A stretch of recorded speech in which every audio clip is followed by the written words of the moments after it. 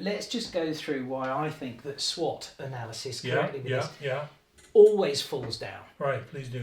So typically this is called for when a hard-pressed executive or team leader says, right, I think it's time to have the drains up. We need to do a SWOT analysis on this, Let's have a look at our 2020 vision. There's a lot of machismo and drains up as well, really, isn't it? I mean, this is a physical, you need some Yeah, strength for that, yeah? Absolutely. We're going to get dirty. We're getting down and dirty. Yeah, got to get some dirt under your feet. In the weeds. Absolutely. Mixing metaphors here. But there we are. That's what people do in business, right? Yeah.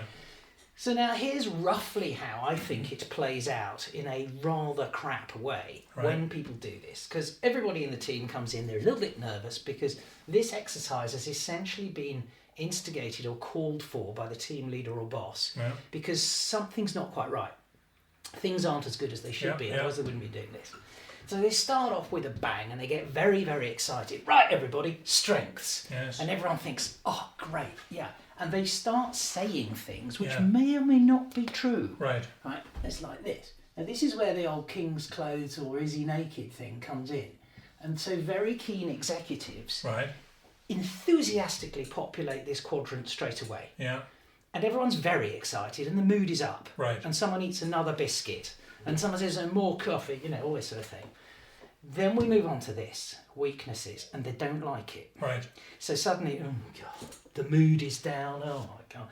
Now, am I going to point out a series of hideous deficiencies in my product or service? Unlikely, in front of my boss? Absolutely, No. Absolutely. And particularly not in things like, for example, marketing departments. Yeah.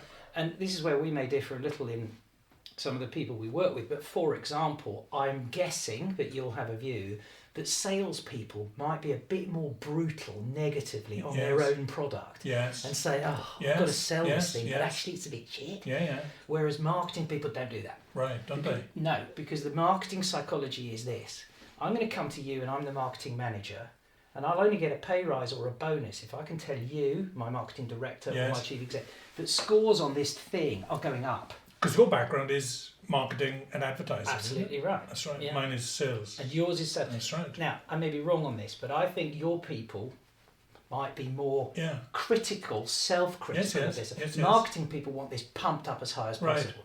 So they go heavy on this, and then here they'll go, only one or two. I can only think of one or two. In lowercase. Yeah, in lowercase like that. And because I think it's a bit like that interview question, where people say, so what's your major weaknesses? Yes. And then the candidate says, well, I think maybe sometimes I look after the detail too much.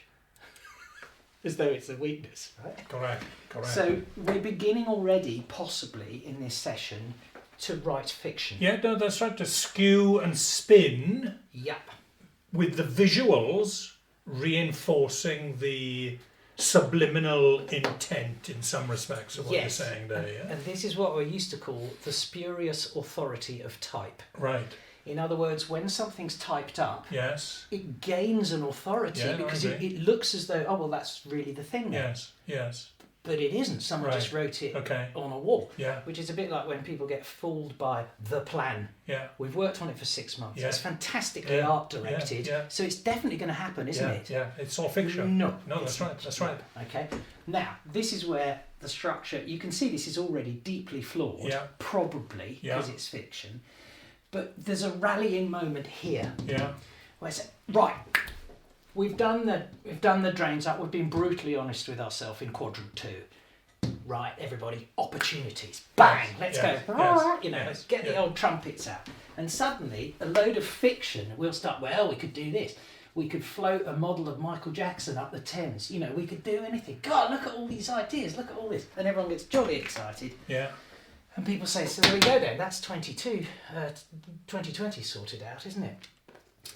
Can't be bothered to do the threats. Because that's, again, it's too depressing, right? Correct. Okay, Correct. because all this is a repeat in a rather flimsy way of the weaknesses and no one wants to do it. That's really it should just be called a sow or a SWO. Right. Because this bit never gets done and that is mainly fiction anyway. Yeah. And that's why I think it's a bit of a flawed thing. Well, interesting. Well, and the way you've covered it there, I'd have to agree with you on that.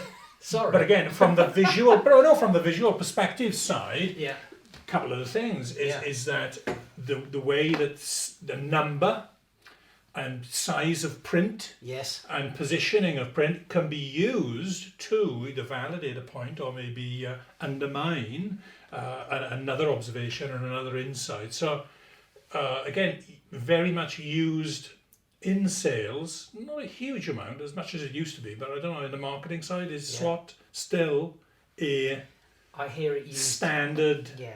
assessment tool that is used regularly? Not as much as it used to be, Right, but I think it's a right. bit of a hackneyed Okay. fail-safe people Yes. fall back